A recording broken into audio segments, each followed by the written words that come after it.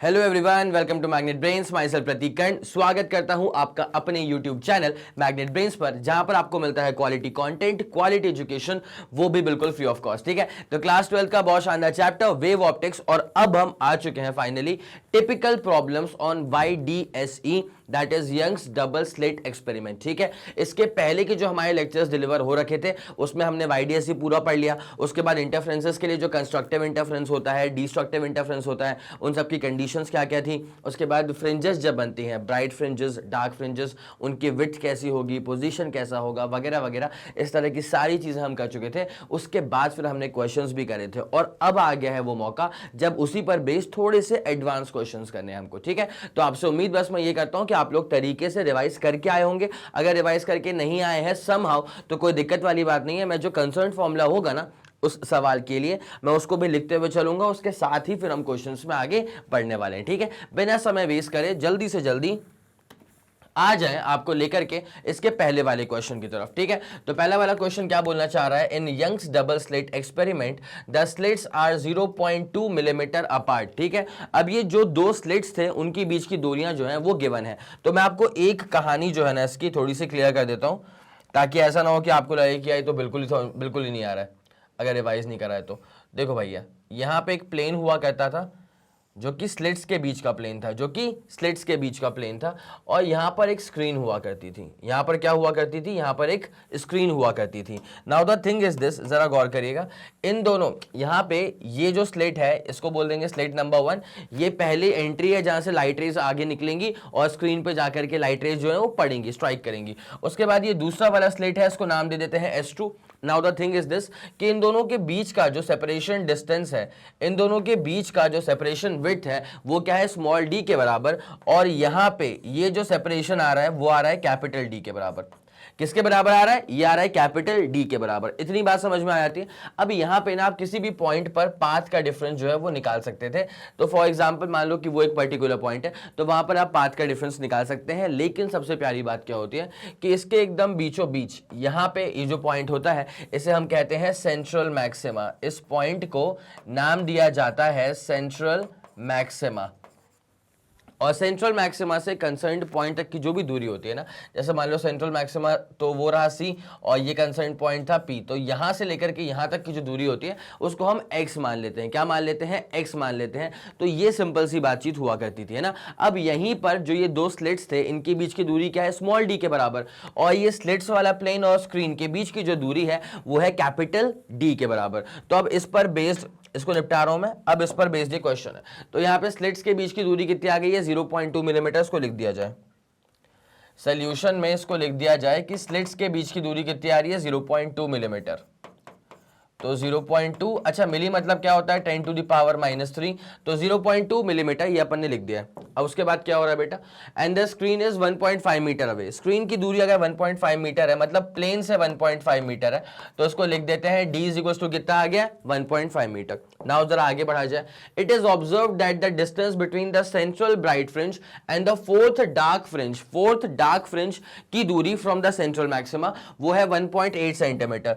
तो भैया dark fringe है, डार्क फ्रिंज, तो आपको यह पता होना चाहिए कि nth डार्क फ्रिंज अगर होगा, nth डार्क फ्रिंज अगर होगा तो इसका फॉर्मूला क्या होता है, उसका पोजीशन का फॉर्मूला क्या होता है, तो 2n-1 lambda by 2 d by D. ये फॉर्मूला होता है position of nth dark fringe का। तो now according to the question given तो ये है कि फोर्थ डार्क फ्रिंज का जो पोजीशन है, फोर्थ वही लिखा है ना, it is observe that the distance between the central bright fringe and the fourth dark fringe is 1.8 centimetre. कितना है बेटा, 1.8 सेंटीमीटर। तो ये आ जाएगा 1.8 centimetre.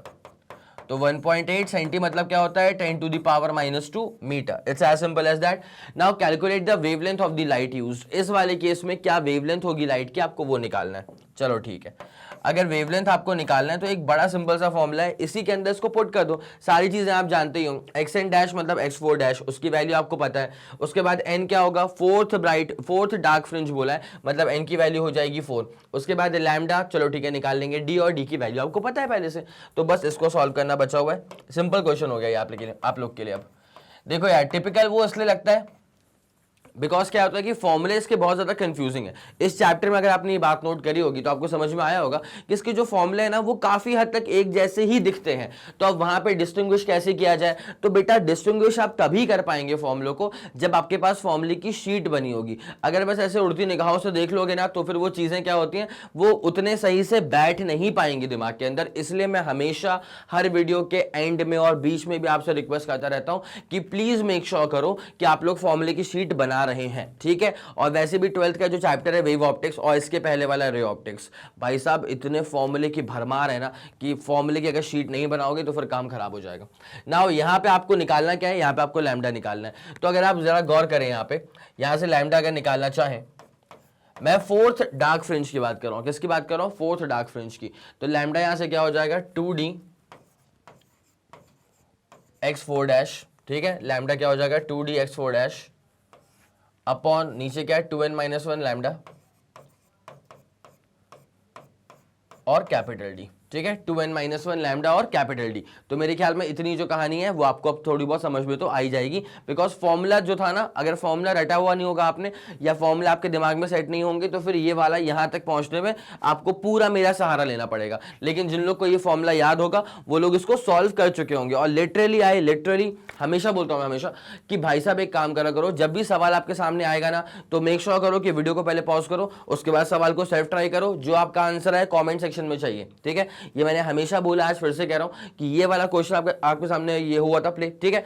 Now the thing is that कि आप उसको पॉज करके उसका पूरा सोल्यूशन लें, जो आपका आंसर है वो कमेंट सेक्शन में डालें, ठीक है। चलिए अब जरा गौर करें यहां पे, तो लैम्डा जो है 2, उसके बाद ये छोटे वाले डी की वैल्यू कितनी है बेटा 0.2 मिली 10⁻³ उसके बाद x4 डैश का मतलब क्या होता है फोर्थ डार्क फ्रिंज। तो फोर्थ डार्क फ्रिंज का कितना आया था 1.8 सेंटीमीटर। तो 1.8 सेंटी का मतलब 10⁻², तो 1.8 सेंटीमीटर वो कन्वर्ट हो गया। अपॉन यहां पे क्या आ रहा है 2n-1। तो बेटा n की वैल्यू 4 हो गई है, तो 2 × 4 करेंगे 8 करेंगे 7। उसके बाद लैम्डा की वैल्यू कितनी है, लैम्डा वही तो निकालना है यहाँ पे। अच्छा अरे ये लैम्डा थोड़ी आ गया यहाँ पे, फिर यहाँ पे आपने को तो लैम्डा चाहिए था ना, तो ये बस उधर गया था 2n-1 अपॉन डी आ गया। तो 2n-1 तो अपन ने 7 कर दिया। उसके बाद डी कितना है 1.5। तो लैम्डा इज इक्वल्स टू, यहाँ पे जरा सॉल्व कर लो उसको, तो ये हो जाएगा तुम्हारे पास 1.8 3.6, तो 3.6 इंटू 0.2 इंटू, सही करा ना इसको पूरा, 3.6 इंटू 0.2 इंटू 10⁻⁻5 और 7 इंटू 1.5 करोगे 10.5 बेसिकली 7 इंटू 1.5 करेंगे तो हमारे पास आएगा ये 10.5। सही जा रहे हैं। अब जब इसको आप पूरा सॉल्व आउट करेंगे ना तरीके से, तो जो आपका आंसर आना चाहिए वो आना चाहिए 6.86 10⁻⁻7 मीटर। कैलकुलेशन वाला पार्ट है, ठीक है। तो जैसे आपने सवाल को पॉज कर लिया होगा, जब आप उसको सॉल्व कर रहे होंगे तो पूरा प्रॉपर्ली कैलकुलेट करने के बाद जो आपका आंसर आना चाहिए वो आना चाहिए 6.86 10⁻⁻7 metre. It's as simple as that. तो एक काम करो बेटा, जल्दी तुरंत से पहले इसका स्क्रीनशॉट ले लो, ठीक है। इसका स्क्रीनशॉट ले लो। अगर आपने सवाल नहीं नोट किया था तो आपको मौका दे रहा हूं, जल्दी आप सवाल का स्क्रीनशॉट ले सकते हैं। 3 2 1 रेडी गो एंड डन, ले लिया होगा। अब उसके बाद मौका है आपके पास इसका पूरा डिटेल्ड सोल्यूशन का तरीके से स्क्रीनशॉट लेने का। अदरवाइज मैं तो बोलता हूं कॉपी किताब लेके बैठा करो, तरीके से नोट करते हुए चला करो। हो गया चलो अब इसे गायब करेंगे और आपको लेके चलते हैं इसके अगले वाले क्वेश्चन की तरफ, ठीक है। तो अगला वाला सवाल आपसे क्या बोलना चाह रहा है, देख लो भाई। इन YDSC the width of the fringes obtained with the light of wavelength 6000 angstrom is just 2 millimetre, ठीक है। ओके। तो जब यहां पे फ्रिंजेस की विड्थ की जो बात की जा रही है वो 6000 एंगस्ट्रॉम की लाइट की वेवलेंथ के लिए सिर्फ 2 मिलीमीटर आ रही है, ठीक है। अब वो ब्राइट फ्रिंज है कि डार्क फ्रिंज है, कुछ कहा है क्या, ऐसा कुछ नहीं कहा है। व्हाट विल बी द माफ कीजिएगा, what will be the fringe width if the entire apparatus is immersed in a liquid जिसका इंडेक्स है 4/3। एक बात सुनिए, फ्रिंजेस ब्राइट हो या फ्रिंजेस डार्क हो, ब्राइट फ्रिंज भी और डार्क फ्रिंज भी दोनों की विड्थ बराबर होती है। ये खास बात होती है, जितनी विड्थ होती है ब्राइट फ्रिंज की उतनी ही विड्थ होती है डार्क फ्रिंज की। That is beta, that is beta और बीटा डैश दोनों बराबर होते हैं, ठीक है। और फॉर्मूला क्या आता है इसका फॉर्मूला आता है लैम्डा d/d।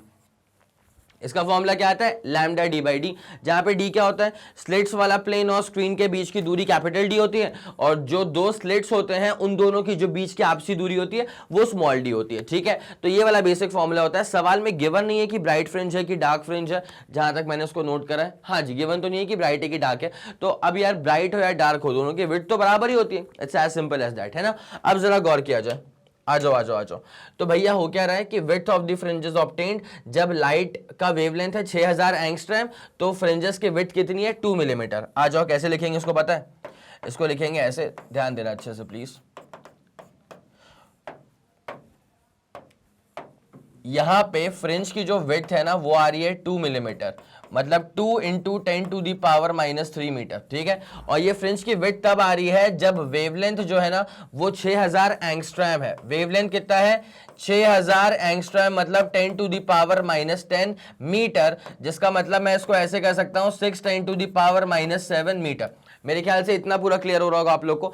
तो जब वेवलेंथ है 6 10⁻7 मीटर, तब जाकर के जो विड्थ बन रही है ना वो स्लिट्स की नहीं, जो फ्रिंजेस की विड्थ बन रही है वो आ रही है 2 मिलीमीटर के बराबर। नाउ अब आपसे ये पूछा हुआ है कि अगर पूरे अपैरेटस को हम एक ऐसे लिक्विड के अंदर इमर्स कर दें जिसका रिफ्रैक्टिव इंडेक्स 4/3 है, तब जाकर के जो विड्थ है, वो फ्रिंजेस की जो विड्थ है उस पर क्या फर्क पड़ेगा, क्या हो जाएगी फ्रिंजेस की विड्थ, वही पूछा हुआ है, एग्जैक्टली वही पूछा हुआ है। ठीक है, अब जरा गौर करो। Now according to the formula, आप लोग भी जानते हैं, आपको लिखना पड़ेगा इसको ऐसे ही। Now according to the formula, फॉर्मूले के अनुसार अगर हम देखें तो जो हमने फॉर्मूला पढ़ के रखा हुआ है वो तो ये बोलता है कि beta is equals to lambda D over D होता है। हमने बोला बहुत बढ़िया, बीटा होता है लैम्डा डी अपॉन डी, इसमें कोई दो राय नहीं है इसमें कोई दो राय नहीं है। ठीक है, लेकिन होता क्या है बेटा, जब इस पूरे सेटअप को आप किसी लिक्विड के अंदर इमर्स कर दोगे तो कहानी क्या होने वाली है, तो कहानी ऐसे होने वाली है। Now if the entire setup is immersed in the liquid, now if the entire setup is immersed in a liquid, और ऐसा लिक्विड जिसका रिफ्रैक्टिव इंडेक्स है 4/3, तो ऐसे लिक्विड में अगर आप इमर्स कर देंगे तो फिर क्या फर्क पड़ेगा विड्थ के ऊपर, वो जो फ्रिंजेस के विड्थ है। तो देखो भाई, बीटा वैसे क्या होता है, लैम्डा डी बाई डी, ये हमने बोला बहुत बढ़िया। बीटा क्या होता है, लैम्डा डी बाई डी।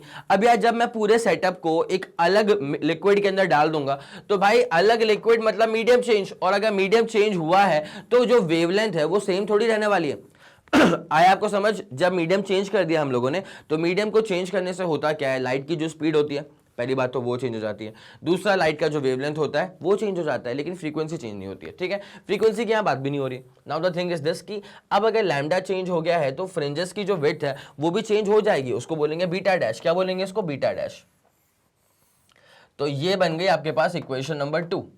ये क्या बन गया आपके पास, इक्वेशन नंबर 2। अब आपको निकालना है कि बीटा डैश क्या होगा। तो एक काम करो, बीटा की वैल्यू आपको पहले से पता है, beta dash is what we now have to evaluate. तो एक काम किया जाए, दोनों को डिवाइड कर दो, बात मानो, दोनों को डिवाइड कर दो।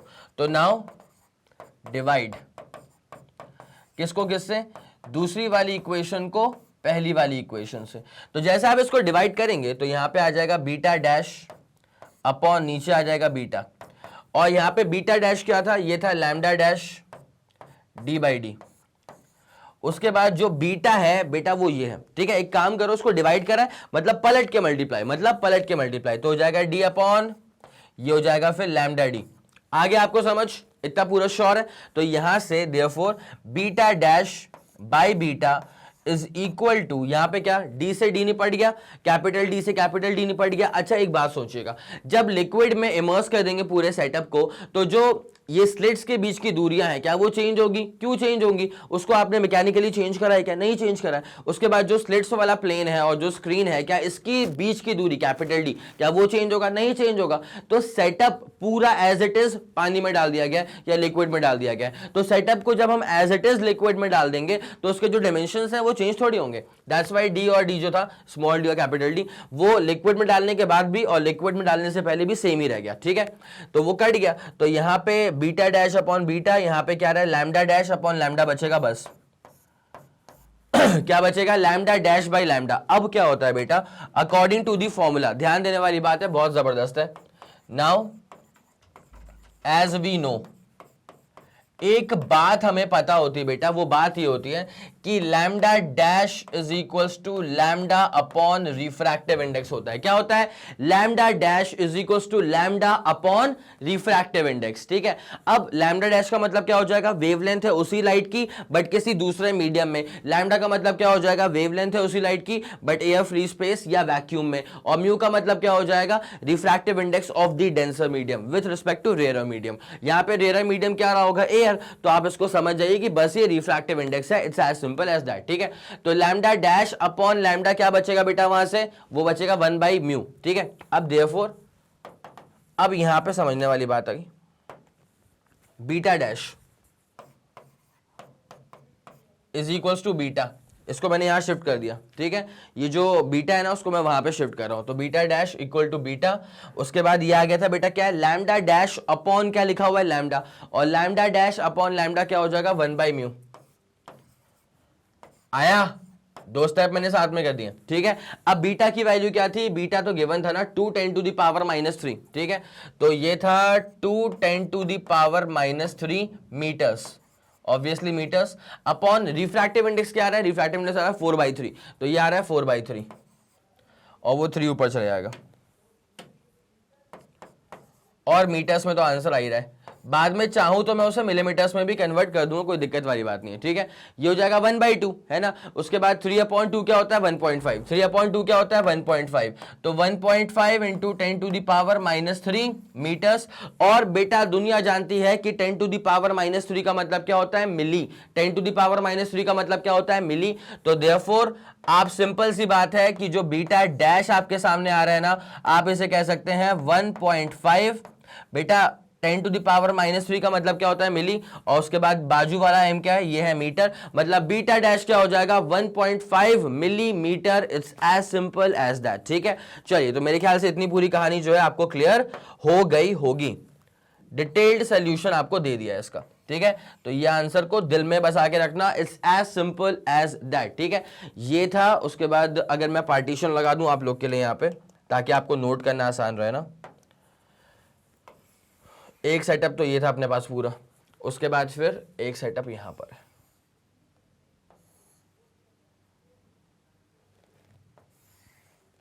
ठीक है, ये छापो फिर ये छापो, उसके बाद फिर यहां पे आप चले जाइएगा। तो ये रहा आपके पास डिटेल सोल्यूशन। सवाल का स्क्रीनशॉट चाहिए तो जल्दी सवाल का स्क्रीनशॉट ले लो। 3 2 1 रेडी गो एंड डन। हो गया होगा? चलो बहुत बढ़िया। और उसके बाद फिर ये रहा आपके पास डिटेल्ड सोल्यूशन। जल्दी इसका आंसर चेक करिए, उसके बाद फिर हम सवाल में लेकर के आगे बढ़ते हैं। जल्दी करना बेटा। 3 2 1 रेडी गो डन। हो गया? चलो अब इसे गायब किया जाए और अब आपको लेके चलते हैं इसके अगले वाले सवाल की तरफ। ठीक है, क्वेश्चन नंबर 3 पे आ गए। क्वेश्चन नंबर 3 पे आ गए हैं भाई साहब, 3 पे आ गए। क्या है सवाल? ये एनवाईडीएससी यंग्स डबल स्लिट एक्सपेरिमेंट, दो कोहेरेंट सोर्सेज ऑफ लाइट लेके रखे हैं। अच्छा जी, और जिन दोनों का सेपरेशन कितना है? 1.5 मिलीमीटर। अरे मतलब वही यार, जो दो स्लिट्स हैं जहां से एक ही तरह की लाइट रेज आ रही है, फ्रीक्वेंसी वगैरह सेम है, called as coherent source of light. ठीक है, तो यहाँ पे क्या है? कोहेरेंट सोर्स ऑफ लाइट का सेपरेशन डिस्टेंस 1.5 मिलीमीटर है and the fringes are obtained at a distance of 2.5 metre from them. इसका मतलब क्या है पता है ना? स्क्रीन की दूरी कितनी है?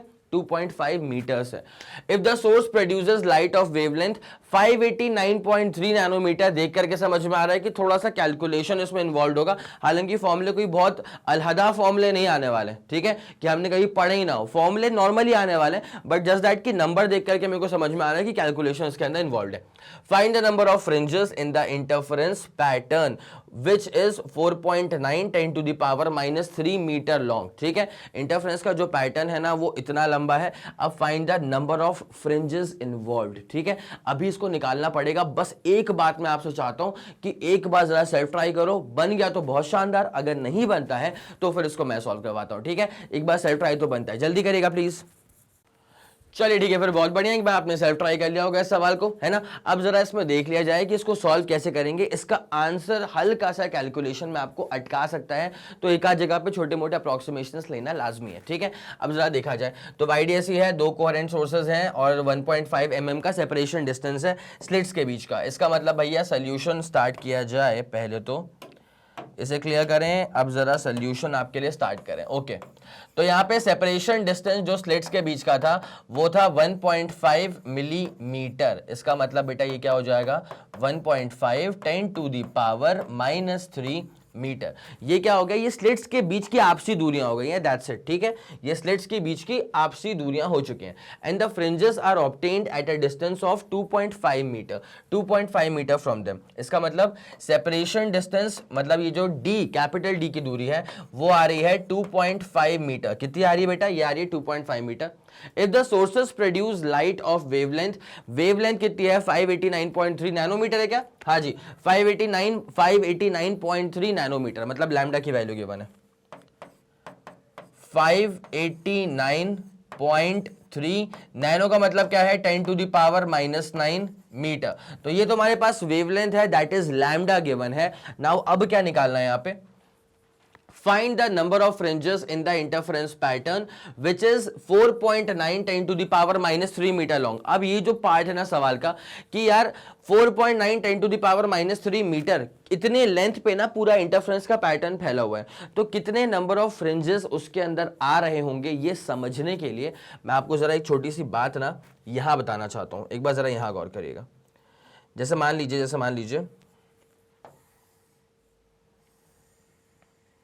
ये मान लीजिए, ठीक है, मान लेते हैं कि ये हमारे पास क्या है, इंटरफेरेंस का पैटर्न है। ये क्या है हमारे पास, इंटरफेरेंस का पैटर्न है ना। अब इंटरफेरेंस का पैटर्न पूरा फैला हुआ है इतनी लेंथ पे, तो let's call this length something. तो एक काम करा जाए, इस पूरी लेंथ को, इंटरफेरेंस की पूरी लेंथ को हम एल बोल दें, अभी चलेगा आप लोग को इतना, इसको हमने एल बोल दिया। अब चाहे वो ब्राइट फ्रिंज हो चाहे वो डार्क फ्रिंज हो, दोनों की विड्थ तो बराबर ही होती है। तो एक काम करा जाए, इसको ना पहले बांटा जाए,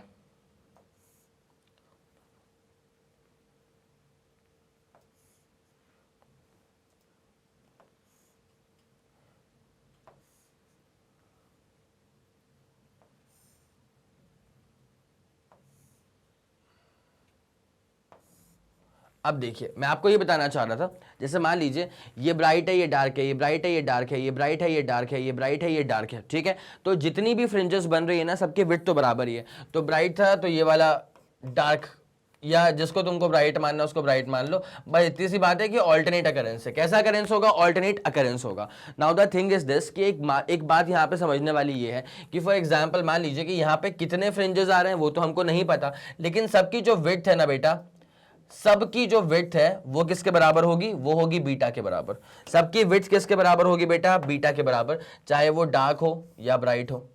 हम उसको वैसे सेपरेट करने के लिए एक को बीटा बोलते हैं, एक को बीटा डैश बोल देते हैं। लेकिन आप यहाँ पे एक बात समझ पा रहे हैं, जैसे मान लीजिए एक फ्रिंज जो है उसकी विड्थ कितनी है, बीटा के बराबर। अब यहाँ पे कितनी फ्रिंजेस आ रही होंगी, तो अपन एक काम करते हैं, ले लेते हैं x is the total number of fringes. x is the total number of fringes. x क्या आ रहा है, ये आ रहा है टोटल नंबर ऑफ फ्रिंजेस, ठीक है। अब सबसे प्यारी बात देखिए यहाँ पे क्या होता है भाई साहब, अगर एक फ्रिंज की विड्थ कितनी है, बीटा, एक फ्रिंज की विड्थ कितनी है, बीटा। अब यहाँ पे कितनी फ्रिंजेस आ रही हैं, यहाँ पे फ्रिंजेस आ रही हैं x नंबर ऑफ फ्रिंजेस। कितनी आ रही है, x। तो बेटा एक फ्रिंज की विड्थ कितनी हो गई है, बीटा माफ कीजिएगा, एक फ्रिंज की विड्थ कितनी हो गई है, बीटा। और अगर यहाँ पे x नंबर ऑफ फ्रिंजेस आ रही हैं, तो बीटा को x से मल्टीप्लाई कर दूंगा तो मुझे क्या मिल जाएगा, length of the interference pattern, ठीक है। तो ये वाली बात जो है ना वो काफी समझने वाली बात है। तो बीटा इंटू एक्स क्या आ जाएगा, total length of the fringes, total length of the interference pattern. X क्या है, नंबर ऑफ फ्रिंजेस कितनी आ रही है। तो यहां से अगर मुझे एक्स निकालना है ना, एक काम करो ना, अगर हमें तो नंबर ऑफ, यहाँ पे हमें नंबर ऑफ फ्रिंजेस निकालना है, तो देयरफॉर एक्स क्या हो जाएगा, एक्स हो जाएगा एल ओवर बीटा। x क्या हो जाएगा, l ओवर बीटा। तो ये चीज जो कि हमको निकालनी है। Now the thing is this कि आप जरा गौर करें, यहां पे सबसे पहले तो आप एक काम कर लें, बीटा निकाल लें। क्या निकाल लें, बीटा, बिकॉज लेंथ कितना है, लेंथ तो हमें मालूम था ना सवाल के अकॉर्डिंग। यहां ये गिवन था कि यहां पे जो इंटरफेरेंस पैटर्न की पूरी लेंथ है ना वो है 4.9 10⁻⁻³ मीटर। लेंथ है 4.9 10⁻⁻³ मीटर, ये length of the entire interference pattern. तो अब L मुझे पता है, मुझे निकालना है नंबर ऑफ फ्रिंजेस, मतलब x निकालना है, तो बस बीटा निकाल दो, डिवाइड लगा देना। तो नाउ बेटा बीटा निकालने के लिए आप क्या करेंगे, बीटा निकालने का बेसिक फॉर्मूला क्या होता है, तो now according to the formula beta is equal to lambda D by D. Lambda D by D, ये होता है बेसिक फॉर्मूला। अब यहाँ पे लैम्डा की वैल्यू कितनी आ रही है, लैम्डा है तुम्हारे पास 589.3 10 टू द पावर -9, बिकॉज वो नैनोमीटर्स में ही गिवन था, तो ये अपने पास लैम्डा आ गया। उसके बाद कैपिटल डी की वैल्यू क्या है 2.5, कैपिटल डी की वैल्यू है 2.5 upon lambda D upon small D. तो स्मॉल डी क्या आ रहा है 1.5 10 टू द पावर -3, तो स्मॉल डी आ रहा है 1.5 10 टू द पावर -3। ठीक है, इतनी बात मेरे ख्याल में आपको समझ में अच्छे से आ गई होगी। अब जैसे आप इसको सॉल्व करेंगे ना, जैसे आप इसको सॉल्व करेंगे बीटा, ठीक है, तो यहां पे बीटा आ गया है लैम्डा डी अपॉन डी। अब जैसे आप इसको सॉल्व आउट करेंगे तो ये कितना आ जाएगा तुम्हारे पास, इसको निपटाओ जरा, तो ये आ जाएगा 2.5, आगे लेके चले आना, तो 589 इंटू 589.3 इंटू यहां पे 25 अपॉन 15 करेंगे तो 5/3, कितना आ जाएगा 5/3।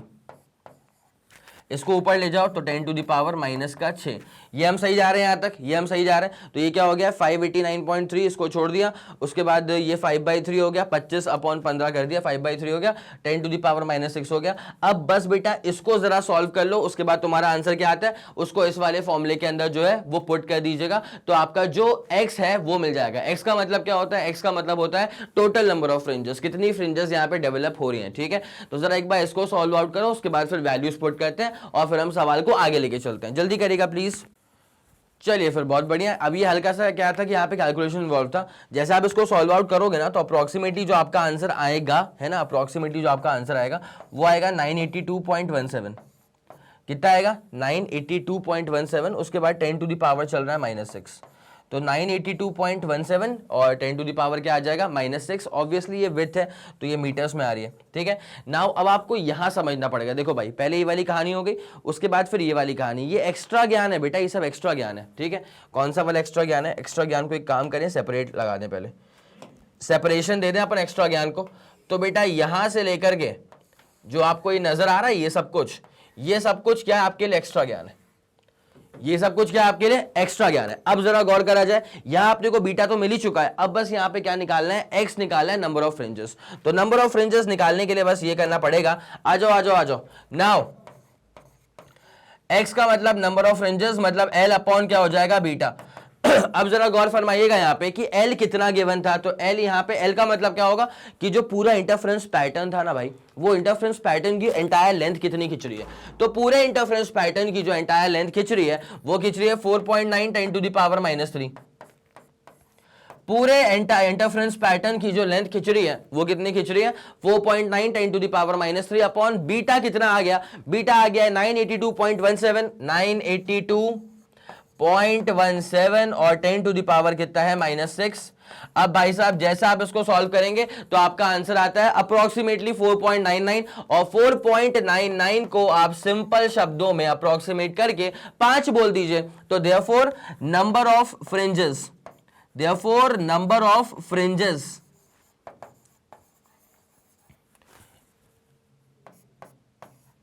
ये 5 आ गया। Therefore number of fringes that is x is equal to कितना आ जाएगा 5। ठीक है, बस यही तुम्हारा हो जाएगा फाइनल आंसर। मेरे ख्याल से आपको ये पूरी कहानी समझ में आ गई होगी। इस पूरे क्वेश्चन को समझने का ना सबसे इंपॉर्टेंट हिस्सा जो था वो था बेटा ये समझना, ठीक है, कि x क्या हो जाएगा L/B। पक्का आ गया समझ। तो जल्दी अगर आपको सवाल का स्क्रीनशॉट चाहिए तो ये रहा आपके सामने सवाल, जल्दी आप इसका स्क्रीनशॉट ले सकते हैं। 3 2 1 रेडी गो, डन हो गया। अब उसके बाद आ जाओ इसके पूरे डिटेल्ड सोल्यूशन के ऊपर, जल्दी इसका स्क्रीनशॉट ले लो, जल्दी करो। 3 2 1 रेडी गो एंड डन हो गया। चलो बहुत जबरदस्त, अब इसे गायब किया जाएगा और अब आपको लेके चलते हैं इसके अगले वाले क्वेश्चन की तरफ। ये रहा भाई साहब इसका अगला वाला क्वेश्चन। सिंपल क्वेश्चन है, फॉर्मूला बेस्ड क्वेश्चन है, सेल्फ ट्रायल आया क्वेश्चन है। जल्दी सेल्फ ट्राई करो, बन गया तो बहुत शानदार, अगर नहीं बनेगा तो फिर इसको मैं सॉल्व करवाता हूं। सेल्फ ट्राई तो बनता है, जल्दी करना। चलिए बहुत शानदार, सवाल आप लोगों ने देख लिया होगा। ठीक है, अगर बन गया है तो बहुत जबरदस्त, अगर नहीं बना है तो फिर आ जाओ मेरे हवाले, करते हैं इसको सॉल्व। तो क्या है YDSE, 2 स्लेट्स हैं जिनका सेपरेशन डिस्टेंस है बेटा 0.15 मिलीमीटर। तो उसको लिख लिया जाए इन्हीं के शब्दों में, इसको लिख लिया जाए इन्हीं के शब्दों में। सोल्यूशन सेपरेशन डिस्टेंस है 1.5 मिलीमीटर, मिली मतलब 10 टू द पावर -3 तो 1.5 मिलीमीटर, ठीक है। उसके बाद क्या, illuminated by monochromatic light of wavelength कितना है 450 नैनोमीटर। तो वेवलेंथ कितना है 450, नैनो का मतलब क्या है 10⁻⁻⁹ और नैनोमीटर, ठीक है, हो गया। अब उसके बाद क्या है, the screen is 1 metre away from the slits. इसका मतलब बेटा ये हो गया कि कैपिटल डी की जो दूरी है वो आ रही है केवल और केवल 1 मीटर के बराबर। किसके बराबर, 1 मीटर। नाउ अब ये पूछा हुआ है find the distance of the second bright fringe और dark fringe from the maximum, मतलब सेंट्रल मैक्सिमम, ठीक है। तो पहले निकाल रहे हैं सेकेंड ब्राइट फ्रिंज की पोजीशन और उसके बाद निकाल रहे हैं सेकेंड डार्क फ्रिंज की पोजीशन। आया समझ? तो चलो बेटा एक काम करा जाए, पहले आपके लिए एकदम बेसिक फॉर्मूला वाइज लेके चलते हैं। पहले किसकी बात करी गई है, find the distance of the second bright fringe, second bright fringe की बात की गई है। तो बेटा फॉर्मूले के हिसाब से अगर देखा जाएगा ना तो क्या आपको समझ में आएगा, आई लेट यू नो। तो सेकंड ब्राइट फ्रिंज की पोजीशन ये आपको निकालनी है, मतलब x2 निकालना है। क्या निकालना है आपको, x2 निकालना है। अब बेसिक फॉर्मूला जो होता है ना, फॉर्मूले के अकॉर्डिंग क्या सवाल आगे बढ़ेगा, तो देखिएगा अकॉर्डिंग टू फॉर्मूला अगर आपको ब्राइट फ्रिंज का पोजीशन निकालना है, अकॉर्डिंग टू फॉर्मूला अगर आपको ब्राइट फ्रिंज का पोजीशन निकालना है तो nth ब्राइट फ्रिंज का पोजीशन हो जाता है n lambda D over D. क्या हो जाता है, n lambda D over D. अब आपको निकालना है सेकंड ब्राइट फ्रिंज का पोजीशन। क्या निकालना है बेटा, सेकंड ब्राइट फ्रिंज का पोजीशन। तो आप इसको ऐसे कर सकते हैं, नाउ x2 ये आ जाएगा बेटा n lambda D by D था, क्या था n lambda D by D. तो यहां से बस खत्म पे आ जाएगा, खत्म पे सवाल, खत्म पे सवाल। तो ये क्या हो जाएगा n lambda D by D, मतलब 2 लैम्डा डी बाई डी। क्या है ये, 2 लैम्डा डी बाई डी। अब देखो बेटा बस सिंपल सा फॉर्मूला अप्लाई करना है, कुछ नहीं है इसके बाद। तो ट्वाइस, उसके बाद लैम्डा की वैल्यू कितनी है, तो लैम्डा है 450 नैनोमीटर। लैम्डा कितना है 450 नैनो, मतलब 10⁻⁹, ठीक है। उसके बाद कैपिटल डी की वैल्यू कितनी आ रही है, वो तो 1 आ रही है, छोड़ो उसको। कैपिटल डी क्या है, टेंशन मतलब उसके बारे में, वो तो 1 था। अपॉन नीचे क्या आएगा स्मॉल डी, स्मॉल डी कितना है 1.5 10⁻⁻3 मिल ही रहा होगा ना, मिली, इसलिए क्या आ रहा है 10⁻⁻3। तो x2 मतलब position of the second bright fringe, यहां से क्या आ जाएगा बेटा, तो जरा गौर फरमाया जाए। ये तो 900 कर दें इसको, 900 10⁻⁻9। उसके बाद नीचे कितना हो जाएगा तुम्हारे पास, ये 15 10⁻⁻4। मेरे ख्याल से सही करा अपन ने। तो ये कितना हो जाएगा 900 10⁻⁻9, सही है। नीचे कितना पॉइंट को आगे लेके चला गया, 10 कितना हो गया, -4 हो गया। अब ये कितना हो जाएगा बेटा, जब इसको हम करेंगे सॉल्व, ठीक है, तो 5 6, ठीक है, तो 60 हो जाएगा, 60 10⁻⁻9 प्लस 4 करेंगे तो -5, ठीक है ना, सही जा रहे हैं, एकदम सटीक जा रहे हैं। तो 15 5 75, तो 6 60 10 कितना पहुंच गया, -5 पहुंच गया। अब अगर मैं चाहूं तो मैं एक काम इसमें और कर सकता हूं, अगर मैं चाहूं तो मैं इसमें एक काम छोटा सा और कर सकता हूं। पॉइंट को अगर मैं एक स्टेप आगे लेके चले जाऊंगा तो ये हो जाएगा 600 और ये बगल में क्या आ जाएगा 10⁻⁻6, ठीक है। तो 600 10⁻⁻6 मीटर्स में आएगा आंसर। इसका मतलब 600 माइक्रोमीटर। क्या हो गया, ये हो गया 600 माइक्रोमीटर। या फिर इसको मैं 0.6, अगर मैं पॉइंट को 3 बार पीछे ले आऊं तो 0.6 10⁻⁻3 मीटर, मतलब 0.6 मिलीमीटर भी इसको मैं आंसर कोट कर सकता हूं। तो what ever you feel like, वो आपके ऊपर है। तो 600 माइक्रोमीटर है ना, ये मैंने बोल दिया कि ये है बेटा position of the second bright fringe, position of the second bright fringe. अब निकालना है मेरे ख्याल से position of the second dark fringe from the central maxima. अभी निकाल देते हैं, बहुत सिंपल सा काम है, अभी निकाल देते हैं। तो now position of second dark fringe, ये बी वाला पार्ट है, ये बी वाला पार्ट है। Now position of second dark fringe, position of second dark fringe अगर आपको निकालनी है बेटा, तो क्या वो बहुत अलग फॉर्मूला है, नहीं, ये हमारा पहले से पढ़ा हुआ फॉर्मूला है बेटा। देखो एक्स एन डैश अगर आपको निकालना है, मतलब अगर डार्क फ्रिंज का निकालना है तो फॉर्मूला क्या था, 2n-1 लैम्डा बाई 2 और बगल में आता है d बाई डी। क्या आता है, d बाई डी। अब एक काम करो, सारी वैल्यूज को भर दो, सेकेंड डार्क फ्रिंज का निकालना है, ठीक है। तो 2 × 2 4, 4 - 1 3, तो 3/2, तो कितना आ जाएगा 3/2। और उसके बाद लैम्डा डी ओवर डी, ठीक है। तो सेकेंड डार्क फ्रिंज के लिए क्या हो जाएगा 3/2। उसके बाद लैम्डा की वैल्यू कितनी है, लैम्डा वेवलेंथ निकाल चुके थे 450 10⁻⁻9, 450 10⁻⁻⁹। उसके बाद कैपिटल डी की वैल्यू कितनी है, वो तो 1 है, छोड़ो ना उसको यार। कैपिटल डी की वैल्यू क्या है, वो तो 1 है, अपॉन छोटा वाला डी कितना आ रहा है, तो छोटा वाला डी आ रहा है 1.5 मिलीमीटर, मतलब 1.5 10⁻⁻3। बस खत्म पे, अब खत्म ही हो चुका है, लास्ट है ये तो अब यहाँ पे क्या होगा बेटा, 1.5 को 2 से मल्टीप्लाई करूंगा, 1.5 को 2 से मल्टीप्लाई करूंगा 3, 2/2 क्या हो गया 1, छोड़ो उसको, कोई दिक्कत वाली बात नहीं है। तो x2 डैश कितना हो जाएगा भाई साहब, ये तो सेटअप पूरा निपट चुका है, तो 450 और उसके बाद क्या आ जाएगा 10⁻⁻6। तो सिंपल तौर पे मैं इसको ये बोल सकता हूं कि position of the second dark fringe is 450 micrometre, 450 micrometre. It's as simple as that. ये इसका आंसर कंप्लीट हो चुका है, ठीक है। तो position of the second bright fringe पूछा, वो निकाल दिया, और position of the second dark fringe पूछा, वो भी निकाल दिया। सवाल का स्क्रीनशॉट चाहिए क्या, तो सवाल का स्क्रीनशॉट ले लो, जल्दी करना, 3 2 1 रेडी गो एंड डन। बहुत बढ़िया।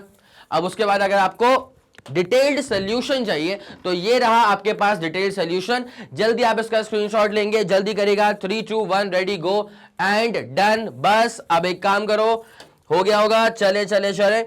अब देख लो इसका अगला वाला क्वेश्चन। ये वाला क्वेश्चन है इंटेंसिटी के रेशियो के ऊपर है, मैंने पूरा चेन फॉर्मूला करवा के रखा हुआ है, आप सेल्फ ट्राई करिए, बन जाएगा आपसे, अगर नहीं बना तो फिर मैं करवाऊंगा इसको। एक बार आप एक काम करिए, सवाल आपने देख लिया, एक बार इसको सेल्फ ट्राई करो और वीडियो को पॉज कर देना, ठीक है। उसके बाद सेल्फ ट्राई करना, जो आपका आंसर आएगा कमेंट में डाल देना, और उसके बाद फिर वीडियो को प्ले करना, ताकि आप समझ पाएं कि जो मैंने सॉल्व करा है और जो आपने सॉल्व करा है क्या उसमें कुछ अंतर है कि नहीं है, ठीक है। तो एक बार सेल्फ ट्राई तो बनता है, जल्दी सेल्फ ट्राई करिए, फिर अपन इसमें आगे बढ़ने वाले हैं। चलिए फिर, बहुत बढ़िया। अब जरा इसको देख लिया जाए तरीके से। तो हो क्या रहा है, दो वेव्स हैं जिनका इंटेंसिटी का रेशियो है 1:9। तो एक बार लिख लिया जाए इसको इसी तरह से, एक बार जरा इसको लिख लिया जाए इसी तरह से कि इंटेंसिटी का रेशियो है, मतलब I1/I2 का जो रेशियो आ रहा है वो आ रहा है 1/9। अब एक बहुत ही प्यारी सी बात है, आपको बता रहा हूं मैं, इंटेंसिटी का रेशियो जो होता है ना, that is basically equal to amplitude के स्क्वायर का रेशियो भी, ठीक है। मतलब जैसे मान ले जो पहला वाला सोर्स ऑफ लाइट है उसका जो एम्पलीट्यूड होगा उसको ए मान लेना, सिमिलरली जो दूसरा वाला सोर्स ऑफ लाइट है उसका जो एम्पलीट्यूड होगा उसको बी मान लेना। It's as simple as that. तो देयरफॉर आप एक बात यहां से कैरी ऑन कर सकते हैं कि अच्छा जी, a² अगर 1/9 है तो देयरफॉर a/b, अगर आप इसका स्क्वायर रूट ले लें, अगर आप इसका स्क्वायर रूट ले लें तो a/b क्या हो जाएगा, ये हो जाएगा केवल 1/3। क्या हो जाएगा, ये हो जाएगा 1/3। पक्का, इतनी बात मेरे ख्याल से आपको पूरी क्लियर हो गई होगी। तो a/b का आंसर कितना आ गया 1/3। ये तो हमने बस एक स्टेटमेंट को देखते से ही गाड़ी को भगा लिया, लेकिन अब द थिंग इज दिस, कि आगे क्या लिखा हुआ है, crosses each other at a point, now calculate the ratio of resultant intensities at a point when waves are incoherent. आपको रिजल्टेंट इंटेंसिटी निकालनी है तब जब वेव्स आर इनकोहेरेंट। चलो आ जाओ आ जाओ आ जाओ। अब ये कैसे किया जाएगा जरा ध्यान देना इत्मीनान से, सुनो। सवाल के अकॉर्डिंग अगर जो दो वेव्स है वो इनकोहेरेंट है, टू वेव्स आर इनकोहेरेंट, अगर दो वेव्स इनकोहेरेंट हैं तो देयरफॉर बेटा एक सिंपल सी बात समझ जाओ हाल फिलहाल में ही, अगर दो वेव्स इनकोहेरेंट या नॉन कोहेरेंट होते हैं तो उनका जो इंटरफेरेंस टर्म होता है वो जीरो हो जाता है, बिकॉज अगर दो वेव्स नॉन कोहेरेंट या इनकोहेरेंट है तो they will never make interference, उनके बीच में उनकी वजह से कभी इंटरफेरेंस नहीं हो सकता। तो इंटरफेरेंस अगर नहीं हो सकता इसका मतलब इंटरफेरेंस टर्म इज जीरो। तो I12 बोले तो इंटरफेरेंस टर्म, I12 बोले तो इंटरफेरेंस टर्म ये कितना हो जाएगा, ये हो जाएगा 0 के बराबर। इतनी सी बात समझ में आ गई। अब जरा ध्यान देना, आपको निकालना है रिजल्टेंट इंटेंसिटी। क्या निकालना है आपको, रिजल्टेंट इंटेंसिटी। तो नाउ रिजल्टेंट इंटेंसिटी मतलब I सबस्क्रिप्ट R, तो resultant intensity that is I subscript R निकालना है आपको। ये क्या होगा, ये आपसे पूछा हुआ है, तो जरा गौर करिए बेटा। रिजल्टेंट इंटेंसिटी का फॉर्मूला होता है पहले वाले सोर्स की इंटेंसिटी प्लस दूसरे वाले सोर्स की इंटेंसिटी प्लस यहां पे इंटरफेरेंस टर्म हो जाता है। क्या हो जाता है बेटा, यहां पे हो जाता है इंटरफेरेंस टर्म। बस इतनी सी बात है। अब जरा गौर किया जाए, यहां पे पहले वाले सोर्स की इंटेंसिटी क्या होगी भाई, वो हो जाएगी k टाइम्स a का स्क्वायर। क्या हो जाएगी, k टाइम्स a का स्क्वायर। दूसरे वाले सोर्स की इंटेंसिटी क्या हो जाएगी, k टाइम्स b का स्क्वायर। नॉन कोहेरेंट सोर्सेस थे तो यहाँ पे क्या हो जाएगा, ये 0। ठीक है, ये इतनी सी बात हो गई। ये रिजल्टेंट इंटेंसिटी आ गई है जब वेव्स आर इनकोहेरेंट, जब वेव्स आर इनकोहेरेंट। रेशियो तो निकाल, हाँ रेशियो निकालना है, रेशियो निकालना है। तो पहले वाले केस में आपने निकाल लिया, तो आई आर ये आ गया आपका पहले वाले केस का, तो इसको क्यों ना IR1 कह दिया जाए, रिजल्टेंट इंटेंसिटी पहले वाले केस का। ठीक है, तो this is equal to IR अभी जो निकाला, और ये कितना आ गया, एक काम करो k कॉमन निकाल लो, तो ये हो जाएगा a स्क्वायर, जरा इसको साफ किया जाए, k कॉमन निकालो तो क्या हो जाएगा, a square plus b square. ये वाली बात समझ में आ गई, ये आ गया तुम्हारे पास रिजल्टेंट इंटेंसिटी पहले वाले केस का। अब जरा ध्यान देना अच्छे से, ये आया फर्स्ट केस का। अब जो दूसरा वाला केस है ना बेटा, उसमें क्या हो रहा है, waves are coherent and differ in phase by 60 degree. इस बार जो फेज डिफरेंस है वो 60 डिग्री का है और कोहेरेंट सोर्सेज हैं। तो आ जाओ आ जाओ आ जाओ, लिखा जाए इसको। तो बी वाला पार्ट क्या है बेटा, कोहेरेंट सोर्सेज हैं। अगर कोहेरेंट सोर्सेज हैं तो इसका मतलब इंटरफेरेंस तो होगा, और इंटरफेरेंस होगा, इसका मतलब इंटरफेरेंस टर्म की वैल्यू 0 नहीं होने वाली। और दूसरी बात जो यहीं पे सवाल के अंदर गिवन है वो ये है कि फेज डिफरेंस है 60 डिग्री का। तो 60 डिग्री मतलब क्या हो जाएगा, π/3 रेडियन। कितना हो जाएगा, π/3 radian. It's as simple as that. अब जरा गौर किया जाए, यहीं पे हम निकालते हैं इसका रिजल्टेंट इंटेंसिटी, जो कि ये पहला वाला केस नहीं, ये नया केस है, दूसरा केस है। तो resultant intensity for the second case, तो IR रिजल्टेंट इंटेंसिटी का ही फॉर्मूला अप्लाई करना पड़ेगा। फिर I1 प्लस I2, ये है फॉर्मूला, ये बेसिक फॉर्मूला है बेटा। इसको मैं एक बार लिख दूं प्यार से कि ये जो आपके सामने यहां पे प्रस्तुत करके रखा गया था ना, this is the basic formula, this is the basic formula. चले, मेरे ख्याल से क्लियर हो रहा होगा आप लोग को। IR निकालना था अपने को, तो यहां पे क्या हो जाएगा बेटा, I1 मतलब भाई k टाइम्स a का स्क्वायर, I1 मतलब भाई k टाइम्स a का स्क्वायर, I2 मतलब भाई k टाइम्स b का स्क्वायर, प्लस क्या आता है बेटा, इंटरफेरेंस टर्म आता है। प्लस क्या आता है, इंटरफेरेंस टर्म। तो इंटरफेरेंस टर्म हो जाता है twice under root of I1 into I2, मतलब k a का स्क्वायर प्लस k b का स्क्वायर, इसका मतलब k a का स्क्वायर इंटू k b का स्क्वायर। तो ये हो जाएगा k square a square b square. उसके बाद cos 60 डिग्री मतलब sin 30 मतलब 1/2। ठीक है, तो क्या हो जाएगा 1/2। हटाओ उसको अब। तो अपने पास जो रिजल्टेंट इंटेंसिटी दूसरे वाले केस में आ रही है वो आ रही है IR इज इक्वल्स टू, यहां से काम करो k कॉमन निकाल लेना क्या कॉमन निकाल लेना, k कॉमन निकाल लेना। ठीक है, तो यहां जब k कॉमन निकालोगे ना तो बचेगा a square plus b square, फिर twice root of I1 I2, उसके बाद cos फेज डिफरेंस था तो ट्वाइस रखा बाहर, k तो बाहर आ चुका है। अब a b और 1/2 से वो कट गया, तो बस बचेगा a b।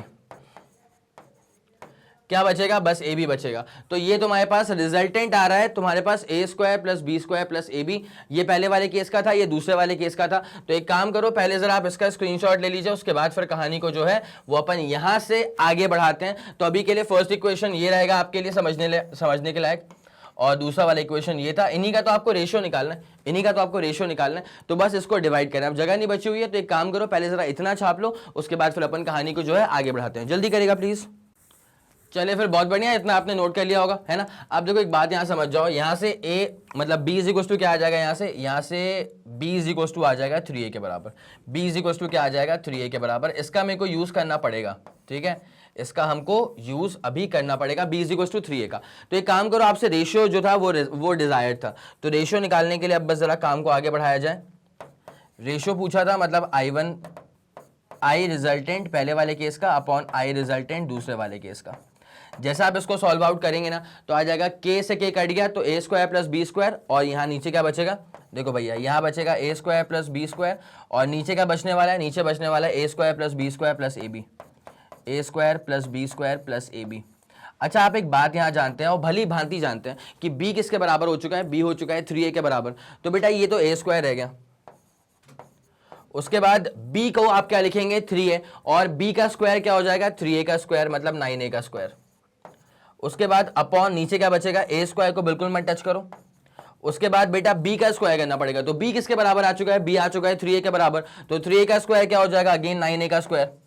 उसके बाद आप करेंगे twice of a into B, मतलब 2a इंटू ये हो जाएगा b, b क्या हो गया 3a, तो 2a इंटू 3a क्या हो जाएगा 6a का स्क्वायर, क्या हो जाएगा 6a का स्क्वायर।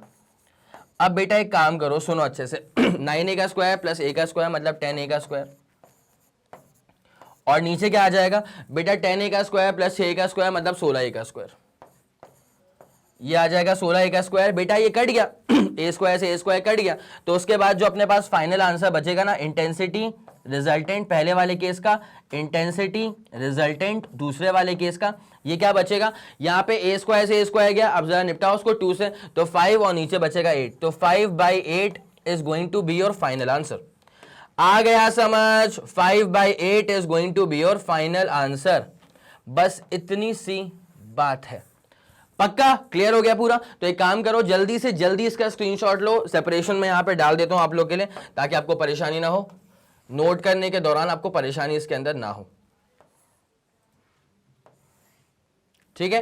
तो पहले जरा ये नोट करो पूरे तरीके से, उसके बाद फिर यहां पे आना, आंसर तो रहा 5/8। तो अगर आपको सवाल का स्क्रीनशॉट चाहिए था, अगर आपने नहीं लिया होगा तो जल्दी आप सवाल का स्क्रीनशॉट ले लीजिए। 3 2 1 रेडी गो डन हो गया। और उसके बाद आपको मौका दे रहे हैं इसके पूरे डिटेल्ड सोल्यूशन का स्क्रीनशॉट लेने का। जल्दी करना बेटा, 3 2 1 रेडी गो डन हो गया। चलो अब इसे गायब किया जाए और आपको अब लेके चलते हैं इसके अगले वाले सवाल की तरफ, क्वेश्चन नंबर 6 के ऊपर। YDSC पर based the interference pattern is obtained on a screen at a distance of 1 metre, capital D की वैल्यू है, स्लिट्स का सेपरेशन भी गिवन है 0.05 सेंटीमीटर्स में, कन्वर्ट कर लेंगे।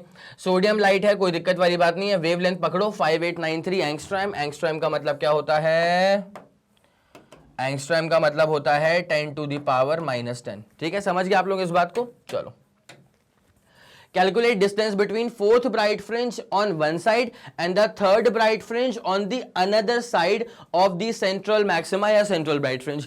बेसिक फॉर्मूला बेस्ड क्वेश्चन है, थोड़ा सा बस सोचना पड़ेगा कि फोर्थ ब्राइट और थर्ड डार्क या फोर्थ डार्क और थर्ड ब्राइट क्या सेपरेशन डिस्टेंसेस, कैसे वहां पे खेल होगा उसके साथ। तो बस एक काम करो, सेल्फ ट्राई लाइक क्वेश्चन है, जल्दी एक बार सेल्फ ट्राई करना, बन गया तो बहुत शानदार, अगर नहीं बनेगा तो फिर मैं सॉल्व करवाने ही वाला हूं। तो वीडियो को पॉज कर लेना, सेल्फ ट्राई करना, जो भी आंसर है कॉमेंट सेक्शन में फट से आंसर डाल देना, ठीक है। सेल्फ ट्राई करो, उसके बाद फिर उसको अपन सॉल्व करते हैं, जल्दी करना। चलिए फिर, बहुत बढ़िया। जैसा मैंने आप लोगों से कहा था, आपने सेल्फ ट्राई तो उम्दा तरीके से करा ही होगा, बट कभी कभी ऐसा हो जाता है यार कि पूरी जान लगाने के बाद भी, पूरे फॉर्मूले आने के बाद भी कहीं ना कहीं छोटी मोटी कसर रह जाती है, जिससे कि हम आंसर तक नहीं पहुंच पाते। तो इसीलिए कहा जाता है कि कभी भी किसी भी टॉपिक के लिए practice is the key, practice is the key. जितनी प्रैक्टिस करोगे उतना ज्यादा आपका ही भला होगा, ठीक है। तो अब एक काम करा जाए, इसको मैं सॉल्व करूंगा। In YDSC interference pattern obtained on the screen at a distance of 1 metre. इसका मतलब क्या है बेटा, अप्रोच आप लोग जानते हैं, अप्रोच आप लोग जानते हैं कि हमेशा अपन कैसे करते हैं, गिवन कंडीशन और टू फाइंड, ठीक है। तो जरा सोल्यूशन पे आ जाए तरीके से, आ जाओ। देखो बेटा, आप लोग भी जानते हैं कि गिवन क्या है कि सेपरेशन डिस्टेंस जो है, सेपरेशन डिस्टेंस मतलब capital D, that is nothing but 1 metre. Separation distance is 1 metre, capital D, ठीक है। तो सवाल के according, from slits separated by 0.05 centimetre, ये जो 0.05 सेंटीमीटर की दूरियां है ना, ये वो दो स्लिट्स के बीच की दूरियां हैं, ठीक है। तो मतलब छोटा वाला डी हो जाएगा 0.05। अच्छा जी, 0.05 सेंटीमीटर था, तो सेंटी का मतलब क्या होता है 10⁻⁻²। लो, ये मीटर्स में कन्वर्ट हो गया, चलेगा आपको इतना, ओके। अब उसके बाद क्या हो रहा है, and illuminated by sodium light, जिसका वेवलेंथ है 5893 एंगस्ट्रॉम, ठीक है, 5893 है ना, ओके। तो इसका मतलब लैम्डा की वैल्यू कितनी है बेटा, 5893 10⁻⁻10 metre. Is as simple as that. मेरे ख्याल में इतनी कहानी पूरी क्लियर हो गई होगी आपके दिमाग में, ठीक है। अब उसके बाद क्या है, calculate distance between the fourth bright fringe and the third bright fringe. एक बात बताऊं मैं आपको, ऑन द अदर साइड लिखा हुआ है, ठीक है। इसका मतलब ऊपर के 4 ब्राइट फ्रिंजेस और नीचे के 3 ब्राइट फ्रिंजेस, तो ये पूरा मिला के कितने हो गए, 7 ब्राइट फ्रिंज हो गए ना। अब अगर एक ब्राइट फ्रिंज या एक डार्क फ्रिंज की विड्थ होती है लैम्डा d/d, ठीक है, तो 1 fringe has width of lambda d/d। अगर एक फ्रिंज की विड्थ होती है लैम्डा d/d, तो यहां पे टोटल अगर 7 फ्रिंजेस आ रही हैं, तो सातों की विड्थ क्या हो जाएगी, 7 टाइम्स लैम्डा d/d, ठीक है। Therefore width of total 7 fringes, ठीक है बेटा, मैंने बताया कि 4 ऊपर है 3 नीचे, ठीक है, इज लैम्डा d/d इनटू क्या करना पड़ेगा 7, बिकॉज वो 7 विड्थ मतलब 7 फ्रिंजेस आने वाली है वहां पे। तो यहाँ पे जिस टर्म्स में सवाल पूछा गया है find the calculate distance between मतलब सेपरेशन चाहिए उसको, ठीक है। तो जो सेपरेशन होगा ना वो 7 फ्रिंज विड्थ के बराबर होगा। Okay done. तो इसका जो आपका आंसर आएगा उसको मैं सेपरेशन लिख देता हूं बस, ठीक है। आपका जो आंसर आएगा, सही वाला पेन चाहिए, इसको हम लिख देंगे सेपरेशन, ठीक है। और वो सेपरेशन क्या हो जाएगा बेटा, वो सेपरेशन हो जाएगा 7 times lambda D by D, ठीक है। अब बस एक काम करो, सारी वैल्यूज पुट करना शुरू करो, काम आपका आसान हो जाएगा। लैम्डा कितना आ रहा है 5893 एंगस्ट्रॉम, इसका मतलब 5893 10 टू द पावर -10। उसके बाद कैपिटल डी की वैल्यू कितनी आ रही है, वो केवल 1 मीटर आ रही है। It's as simple as that. भाई साहब सब कुछ ना एसआई यूनिट में लिख करके चलिए, तभी आपका आंसर एसआई यूनिट्स में आएगा, ठीक है। वेवलेंथ लेके चलो मीटर्स में, सेपरेशन डिस्टेंसेस मीटर्स में लेके चलो, स्लिट्स के बीच की दूरी मीटर्स में लेकर के चलो, तभी जाकर के जो फ्रिंज का विड्थ है वो मीटर्स में आएगा, ठीक है। चलो ओके, अब नीचे क्या है, सेपरेशन डिस्टेंस छोटा वाला डी, तो 0.05 सेंटीमीटर, वो मैंने कन्वर्ट पहले से कर दिया है। सेंटी मतलब क्या है 10 टू द पावर -2, ठीक है। अब वो मीटर्स में कन्वर्ट हो गया है। जब आप इसको पूरा कायदे से सॉल्व करेंगे ना बेटा, तो आपका जो अप्रोक्सीमेट आंसर है वो आना चाहिए 8.25 10 टू द पावर -3 मीटर्स, ठीक है। ये आपका प्रॉपर आंसर आना चाहिए, ठीक है। कैलकुलेट करने के बाद जो आपका आंसर आएगा वो ये होना चाहिए। तो बेटा ये रहा आपका final answer. It's as simple as that, ठीक है। It's as simple as that. ये रहा आपका फाइनल आंसर। तो आप समझ गए इस बात को कि 4 फ्रिंजेस ऊपर 3 फ्रिंजेस नीचे, तो यहां पे सेपरेशन डिस्टेंस के अंदर इन टोटल कितनी आ जाएंगी 7, ठीक है। अब एक फ्रिंज का विड्थ होता है लैम्डा डी बाई डी, तो 7 फ्रिंजेस का विड्थ कितना हो जाएगा 7 times lambda D by D. It's as simple as that. और सारी वैल्यूज गिवन थी, हमने इसको सारी वैल्यूज को पुट कर दिया, हमारा आंसर आ गया 8.25 10 to the power -3 metres. It's as simple as that.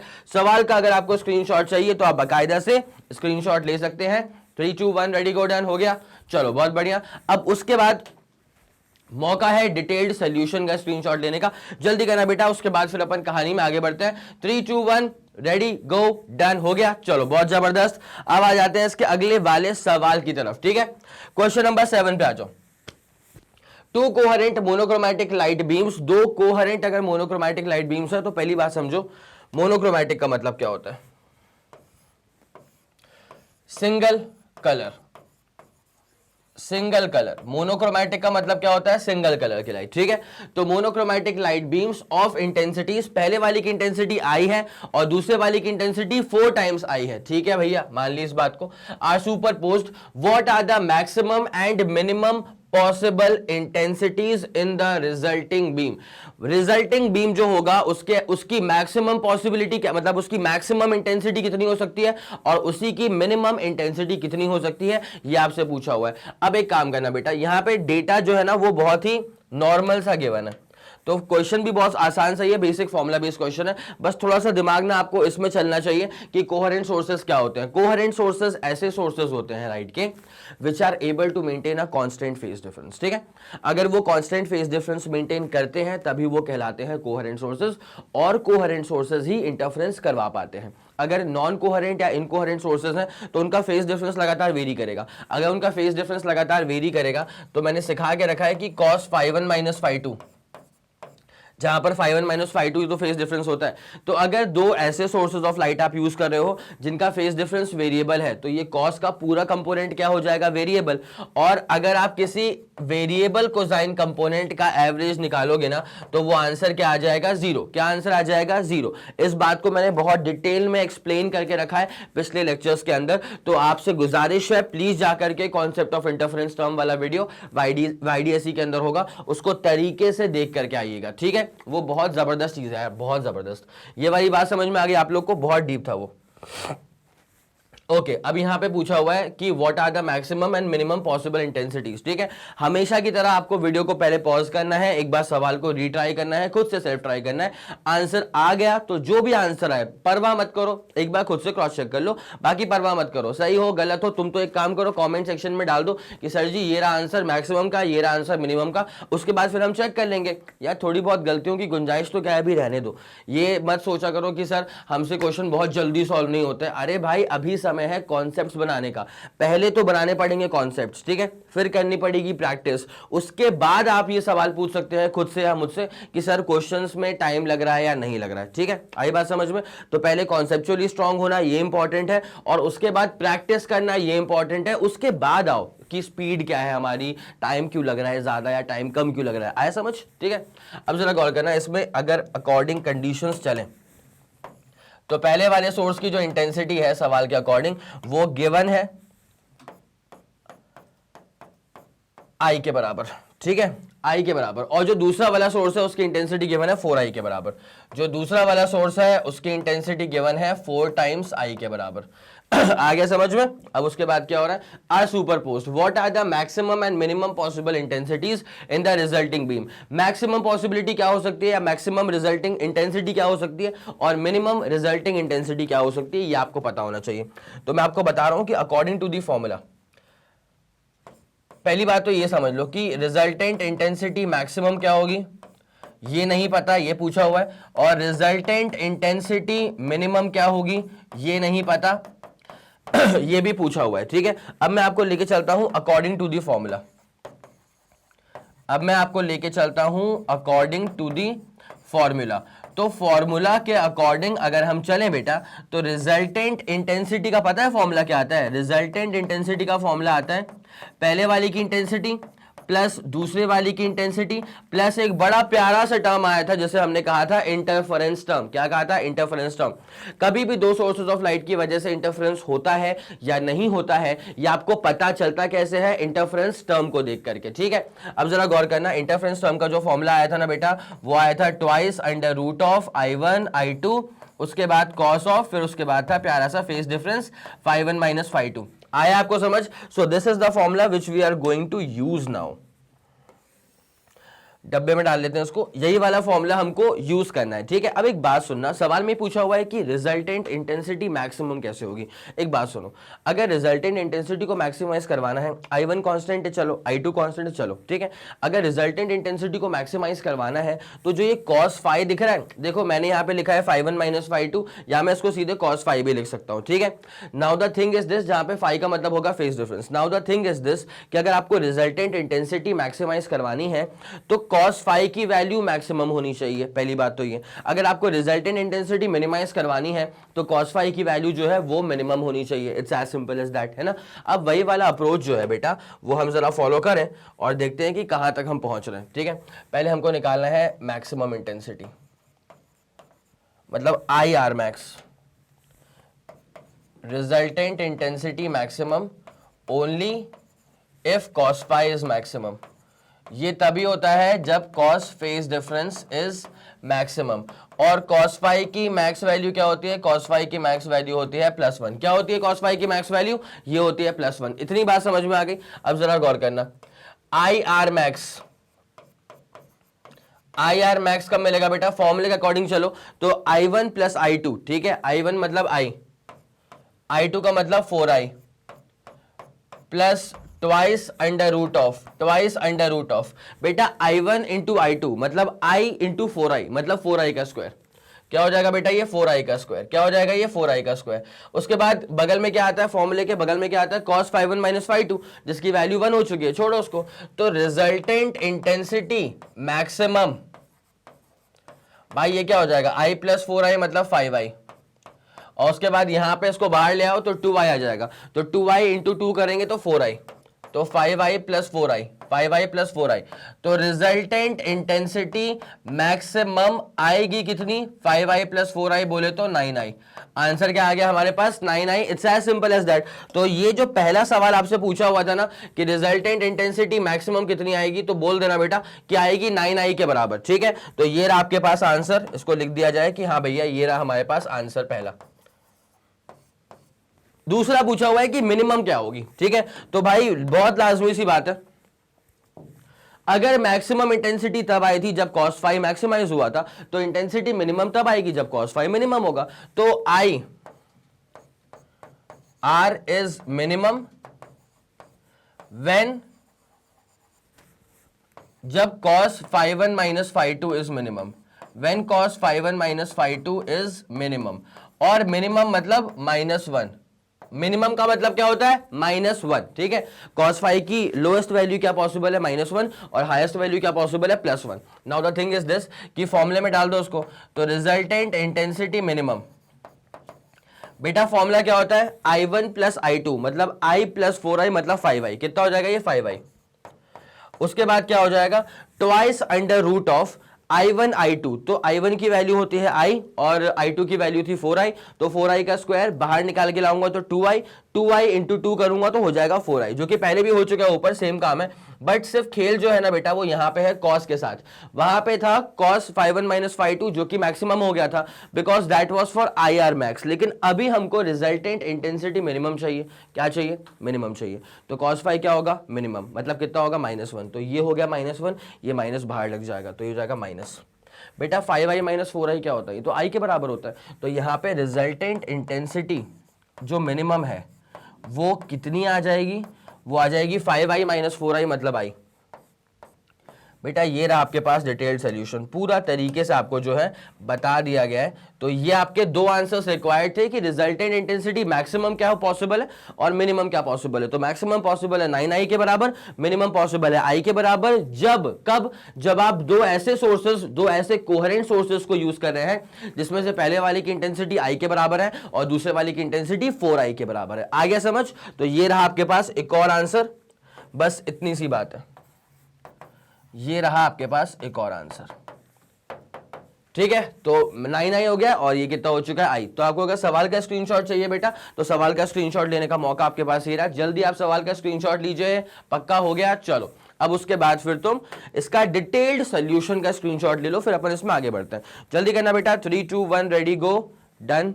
हो गया हो गया हो गया हो गया हो गया, चलो चलो चलो बढ़िया। अब एक काम करें, इसे गायब करें। अब आपको लेके आते हैं इसके अगले वाले सवाल की तरफ। Question number 8, at 2 points P and Q on screen in YDAC, waves from slits S1 and S2 have a path difference of 0 and λ/4 respectively. Find the ratio of intensities at P and Q. अच्छा जी, P पर जो path का difference है वो 0 है और S और यहाँ पे जो पाथ का डिफरेंस है वो λ/4 है। अब रेशियो निकालना है P पर इंटेंसिटी का और Q पर इंटेंसिटी का, ठीक है। सिंपल क्वेश्चन है, फॉर्मूला बेस्ड क्वेश्चन है, उसके अंदर जो फॉर्मूला यूज होने वाला है, इंटेंसिटी वाला फॉर्मूला तो यूज होगा ही, उसमें कोई दो राय नहीं है। लेकिन एक और फॉर्मूला होता है ना कि पाथ का डिफरेंस इज इक्वल टू हो जाता है बेटा λ/2π टाइम्स फेस का डिफरेंस। तो एक फॉर्मूला ये भी है जिसको हमको यूज करना पड़ेगा। आया आपको समझ? तो एक ये वाला फॉर्मूला है जो कि यूज करेंगे आप लोग। एक बार सेल्फ ट्रायल आया क्वेश्चन है, ट्राई करके देखो, बन गया तो बहुत शानदार, अगर नहीं बनेगा तो फिर उसको मैं सॉल्व करवाता हूं। एक बार सेल्फ ट्रायल तो बनता है। चलो बहुत बढ़िया, फिर आप लोगों ने ट्राई कर लिया होगा, आपका आंसर आ गया होगा। आंसर आ गया है तो बहुत जबरदस्त, नहीं आया तो कोई दिक्कत नहीं है। अब मैं इसको सॉल्व कर रहा हूं, तो अब जरा एकदम निगाहें डाल के अच्छे से बैठ जाओ और ध्यान देना सॉल्व कैसे हो रहा है इसका। तो P वाले पॉइंट पर जो पाथ का डिफरेंस है वो है 0, ठीक है। तो पहले अपन एक काम करते हैं, यहाँ पे रेशियो निकालना है इंटेंसिटीज का, इंटेंसिटी का रेशियो निकालना है। तो पहले जरा P वाले पॉइंट पे गौर फरमाया जाए, आ जाओ पूरे प्रॉपर सोल्यूशन के ऊपर, ठीक है।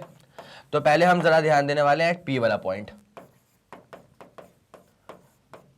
एट पॉइंट P पे अगर ध्यान दिया जाए तो क्या चीज हो रही है, जरा गौर करेगा। पाथ का डिफरेंस यहां पे गिवन है कि 0 है, ठीक है। अब आप लोग एक बात जानते हैं कि पाथ का डिफरेंस जो होता है ना वो होता है बेटा क्या, वो होता है λ/2π टाइम्स फेस का डिफरेंस। क्या ये बात सही है? ये बात बिल्कुल सटीक है, ठीक है। अब P वाले पॉइंट पे पाथ का डिफरेंस देके रखा है कि 0 है, वो सवाल के अकॉर्डिंग ही देके रखा है कि 0 है, तो λ/2π टाइम्स फेस डिफरेंस। तो देयरफॉर फेस का डिफरेंस भी क्या हो जाएगा 0, फेस का डिफरेंस भी क्या हो जाएगा 0 डिग्री हो जाएगा, ठीक है। अब जरा गौर करते हुए चलेगा क्या होने वाला है। जब हम रिजल्टेंट इंटेंसिटी निकालेंगे ना P वाले पॉइंट पे, जब हम रिजल्टेंट इंटेंसिटी निकाल रहे हैं P वाला पॉइंट, तो ये फॉर्मूला क्या हो जाएगा I1 + I2 + twice of under root of I1 I2, उसके बाद cos ऑफ क्या आ जाएगा बेटा फेस डिफरेंस, cos ऑफ क्या आ जाएगा फेस डिफरेंस। अब जरा गौर करें, resultant intensity at point P जब निकल रहा है तो I1 क्या होगा, I1 का मतलब होता है पहले वाले सोर्स की इंटेंसिटी। तो एक काम करते हैं K टाइम्स A का स्क्वायर कर लेते हैं, ऐसा होता भी तो है ना। इंटेंसिटी जो होती है वो होती है प्रोपोर्शनल टू एम्पलीट्यूड का स्क्वायर, ठीक है। अब जो पहला वाला सोर्स है उसका जो एम्पलीट्यूड है मान लो वो A के बराबर है, तो intensity I1 is proportional to A का स्क्वायर हो जाएगा, ठीक है। सिमिलरली I2 क्या हो जाएगा K टाइम्स B का square plus twice under root of i1 i2, मतलब k टाइम्स a का स्क्वायर k टाइम्स b का स्क्वायर, तो रूट के अंदर k square a square b square, ठीक है। जब रूट के बाहर आएगा ना ये पूरा, तो आ जाएगा k a b।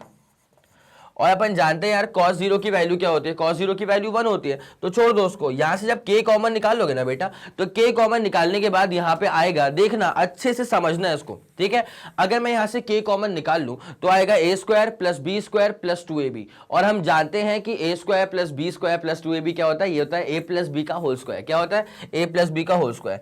तो resultant intensity at point p is equal to क्या आ जाएगा, के तो यहाँ पे रख लो बाहर, उसके बाद अंदर क्या बचेगा, अंदर बचेगा a स्क्वायर प्लस बचेगा b स्क्वायर प्लस बचेगा 2ab। तो जैसे आप इसको सॉल्व करेंगे ना, तो आपका आंसर p का तो इंटेंसिटी आ चुका है, k को आपने कॉमन निकाल लिया यहाँ पे a square plus b square plus 2ab है, इसका मतलब a प्लस b का होल स्क्वायर, इसका मतलब क्या हो जाएगा, a प्लस b का whole square. It's as simple as that. तो एक काम करो बेटा, इसको डाल दो डब्बे में, ये आपका आ गया है फर्स्ट इक्वेशन। ये क्या आ गया, ये क्या आ गया बेटा, ये आ गया आपका फर्स्ट इक्वेशन। अब जरा गौर करेंगे, आपको ये भी पूछा हुआ है कि Q वाले पॉइंट पर क्या होगा, तो 2 पॉइंट्स देके रखे, Q वाले पॉइंट पे क्या होगा, रिजल्टेंट इंटेंसिटी, वो भी तो पूछा हुआ है, तब तो रेशियो निकालोगे। अच्छा, Q वाले पॉइंट के रिस्पेक्ट में एक बड़ी प्यारी बात है कि जो पाथ का डिफरेंस है, जो गिवन है पाथ का डिफरेंस, वो गिवन है λ/4। क्या गिवन है बेटा, λ/4, ठीक है। तो अब जरा उसके ऊपर आया जाए, एट पॉइंट, कौन सा पॉइंट है, एट पॉइंट Q। अगर एट पॉइंट Q आप ध्यान दें तो गिवन है, ये गिवन है कि पाथ का जो डिफरेंस है, ये गिवन है कि पाथ का जो डिफरेंस है वो है λ/4। क्या है, λ/4 है ये पाथ का डिफरेंस। अब जरा गौर करें क्या होगा इसके साथ आगे। तो अगर आप निकालें पाथ का डिफरेंस, तो पाथ का डिफरेंस जो कि सवाल में गिवन है λ/4, सवाल में गिवन है λ/4, तो पाथ का डिफरेंस इज इक्वल्स टू होता क्या है, λ/2 पाई टाइम्स फेस का डिफरेंस, ठीक है। अब एक बात पे जरा गौर करिएगा, यहां पे जैसे लैम्डा से लैम्डा कट गया तो जाएगा 2 पाई ऊपर, तो 2 पाई अपॉन 4 करोगे ना तो π/2 आ जाएगा। कितना आ जाएगा, π/2। देयरफॉर फेस का डिफरेंस जो है वो सिंपल तौर पे आ जाएगा π/2। It's as simple as that. ये कहां पे आ रहा है, ये आ रहा है Q वाले पॉइंट पर। कहां पे आ रहा है, Q वाले पॉइंट पे।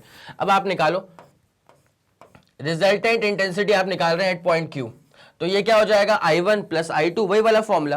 तो एक बार इसको लिख ही दिया जाए, I1 प्लस I2 प्लस क्या होता है, इंटरफेरेंस टर्म होता है। अब इंटरफेरेंस टर्म क्या होता है, twice under root of I1 I2। Interference term क्या होता है, twice under root of I1 I2। उसके बाद cos of phase difference, phase difference φ1 minus φ2 भी होता है, और मैं इसको सीधे φ भी लिख सकता हूं, ठीक है। तो मैं लिख दिया φ। अब देखो क्या होने वाला है, रिजल्टेंट इंटेंसिटी Q पर निकलने वाली है बेटा। I1 क्या होगा, K टाइम्स A का स्क्वायर, बिकॉज इंटेंसिटी वैसे भी होती है प्रोपोर्शनल टू एम्पलीट्यूड का स्क्वायर, जहां पे K क्या आ जाएगा, प्रोपोर्शनलिटी कांस्टेंट। दूसरे वाले का अगर एम्पलीट्यूड B है तो K टाइम्स B का स्क्वायर। अच्छा आप बताओ, twice under root of I1 I2 आप सॉल्व तो कर लेंगे, but the thing is this की cos 90 आ रहा है, और cos 90 की वैल्यू क्या होती है, cos 90 की वैल्यू 0 होती है, तो ये आ जाएगा 0। इसका मतलब resultant intensity at point Q is equals to K common निकाल लिया जाए तो ये बचेगा बस a square plus B square. K common निकाल लो तो क्या बचेगा, a square plus B square. ये आ गया आपका एक और इक्वेशन, ये आ गई आपकी एक और equation resultant intensity at point Q वाली, ठीक है। एक और equation resultant intensity at point Q वाली। अब सबसे शानदार बात यह है कि आपसे पूछा हुआ है कि P और Q का जो रिजल्टेंट इंटेंसिटी आ रहा है उसका रेशियो क्या होगा, तो बस ये करना है कि डिवाइड मार दो, बस काम खत्म हो गया। तो जो आपका आंसर रिक्वायर्ड था ना, वो कैसे मिलेगा, जैसे आप डिवाइड कर देंगे फर्स्ट वाली इक्वेशन को किसके साथ, सेकेंड वाली इक्वेशन के साथ, ठीक है, बस आंसर आ जाएगा आपका। तो रिजल्टेंट इंटेंसिटी जैसे आपने कहां निकाली, P पर, और उसके बाद आपने कहां पे निकाल दी, Q पर निकाल दी। तो अब क्या होने वाला है, जैसे आप इसको डिवाइड करोगे तो K से K तो निपट जाएगा, उसके बाद जो बचने वाला है वो क्या बचेगा, A प्लस बी का whole square, A plus B का होल स्क्वायर, और नीचे क्या बचेगा, नीचे बचेगा A square plus B square. तो मेरे ख्याल से ये वाली जो पूरी कहानी है वो आपको तरीके से समझ में आ गई होगी। तो ये रहा आपके पास फाइनल आंसर, ये हो जाएगा आपके पास का complete final answer. It's as simple as that. तो उसको लिख दो बेटा कि दिस इज योर आंसर। इसको लिख दीजिए, this is your final answer. और बस यही था क्वेश्चन। आपको अगर सवाल का स्क्रीनशॉट चाहिए तो आप बाकायदा से क्वेश्चन का स्क्रीनशॉट ले सकते हैं। 3 2 1 रेडी गो एंड डन हो गया होगा। और उसके बाद फिर ये रहा आपके पास कंप्लीट डिटेल्ड सॉल्यूशन। जल्दी आप इसका स्क्रीनशॉट ले लीजिए, जल्दी करिएगा। 3 2 1 रेडी गो एंड डन हो गया। चलो अब इसे क्लियर किया जाए और ये हमारे जो क्वेश्चंस थे वो हो चुके हैं समाप्त। ठीक है, उम्मीद करता हूं कि आपने इसको बहुत तरीके से करा होगा, अच्छे से पढ़ा होगा, पूरे लेक्चर के हर एक क्वेश्चन के सॉल्यूशन को बहुत प्यार से इत्मीनान से देखा होगा, फॉर्मूले की शीट बना ली होगी। और अब ये हमारा जो कंटेंट था इस चैप्टर का वो हो गया है खत्म। अब जल्दी आपके लिए लेकर के आएंगे इसी का वन शॉट रिविजन। तो बस इत्मीनान से पढ़ते रहिए, लेक्चर्स देखते रहिए, बने रहिए मेरे साथ और मैग्नेट ब्रेन्स के साथ। और जैसा कि आप लोग जानते हैं कि मैग्नेट ब्रेन जो प्रोवाइड कर रहा है आपको CBSE English medium as well as Hindi medium, उसके बाद spoken English, CUET, NTSC, olympiad, UP board, Bihar board, MP board, इनकी क्लासेस। ठीक है, इसके अलावा अगर आपको कोई भी इंफॉर्मेशन चाहिए तो आप मैग्नेट ब्रेन्स के ऑफिशियल वेबसाइट पर विजिट कर सकते हैं। ठीक है, okay, thank you so much.